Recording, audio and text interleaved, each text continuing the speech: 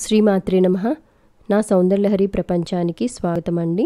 నవరాత్రుల్లో భాగంగా మన విజయవాడ కనకదుర్గ అమ్మవారు రేపు గాయత్రీదేవి అలంకారాన్ని తీసుకొనున్నారండి. వేదస్వరూపం గాయత్రీదేవి. అన్ని మంత్రాలకు మూలశక్తి గాయత్రి. ముక్త, విద్రమ, హేమ, నీల, ధవళ వర్ణాలు కలిగిన 5 ముఖాలతో శంఖం, చక్రం, గద, అంకుశం ధరించి దర్శనమిస్తుంది. గాయత్రి ఉపాసనతో మంత్రసిద్ధి, బ్రహ్మజ్ఞానం కలుగుతుంది. గాయత్రి మంత్ర జపంతో చతుర్వేద పారాయణ ఫలితం లభిస్తుంది. ఓం భూర్భువస్సుః తత్సవితుర్వరేణ్యం భర్గో దేవస్య ధీమహి ధియోయోనః ప్రచోదయాత్ అనే మంత్రాన్ని జపిస్తూ అమ్మను ధ్యానించాలి.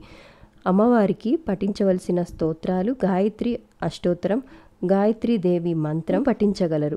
అమ్మవారికి నైవేద్యం రవ్వ కేసరి, పులిహోర. అమ్మవారిని విగ్రహ రూపంలో ఆరాధించేవాళ్ళు అమ్మవారికి నీలిరంగు చీరను కట్టండి. శ్రీమాత్రే నమః. అమ్మ దయ ఉంటే అన్నీ ఉన్నట్లే.